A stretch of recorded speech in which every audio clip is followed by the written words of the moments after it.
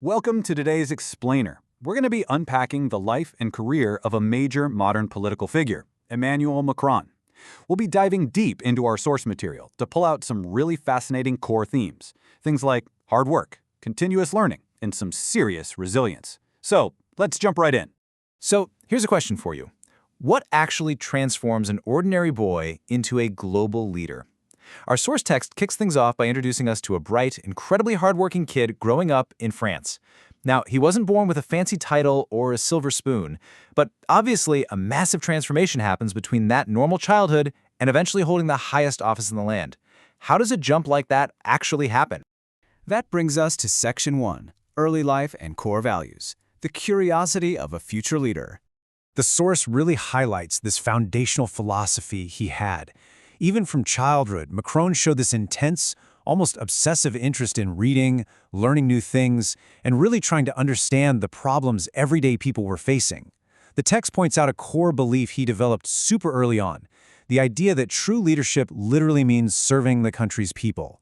And this wasn't just some passing childhood thought, It became the absolute anchor for his entire political trajectory later on. Let's look at Section 2, Building Government Experience, Learning the System. Okay, so the text outlines a very methodical, step-by-step approach to his early career.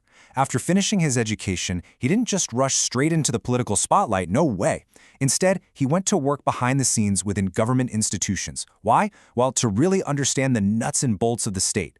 By working directly with the economy and all these intricate government affairs, he built up the practical toolkit that the source says he absolutely needed to eventually make real policy changes. It's kind of like learning how the engine works before trying to drive the car. Moving into Section 3, Entering the Political Arena, Facing the Crucible. If we map this out across his career timeline, those first two phases, the student and the civil servant, they were purely about preparation. But becoming a political candidate, that is where the dynamic completely shifted.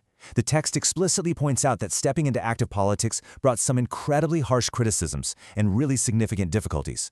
It definitely wasn't some smooth escalator ride straight to the presidency. It was a rugged path where his courage and resolve were just constantly being tested. So how did he actually survive that challenging third phase? Well, the source material outlines three main pillars he leaned on. First, an immense capacity for hard work, basically just out-hustling the challenges. Second, strategic planning. He relied on a clear vision and a roadmap, rather than just reacting to whatever happened day to day. And third, connecting with the public. He pulled right from that childhood desire we talked about earlier, really striving to understand people's real-world problems. Which leads us to Section 4, Presidency and Key Focus Areas, the Climax of Leadership.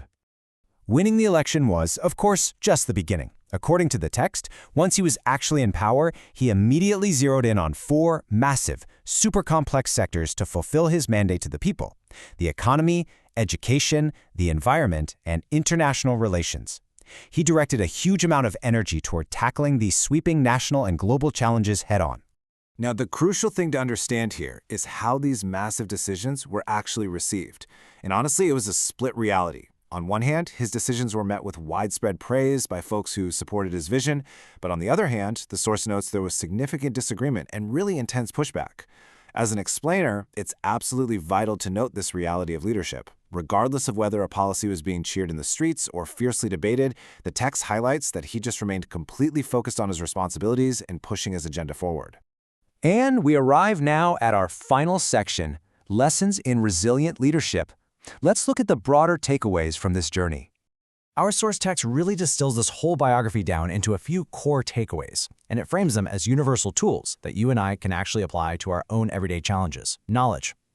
Always staying curious and learning. Hard work. Just putting in the hours. Determination. Being able to push through the inevitable criticisms. And finally, a deep sense of responsibility. The text argues that these four traits aren't just historical facts about one guy. They are absolutely central to high-level achievement for anyone. A good leader is one who constantly strives for the betterment of the country and people. And honestly, this is the ultimate thesis of our source material. It wraps up everything we've just covered, from that young boy reading books all the way to the president navigating complex global crises. The text frames his entire life's work around this single, constant striving. It presents this as the true definition of what successful public service looks like.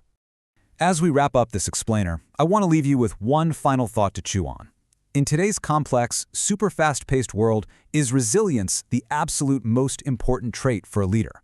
We've seen how the source credits Emmanuel Macron's sheer determination just as much as his intellect for getting him where he is. Think about the leaders in your own life, or even your own personal goals. How big of a role does resilience play for you? It is definitely a fascinating question to ponder.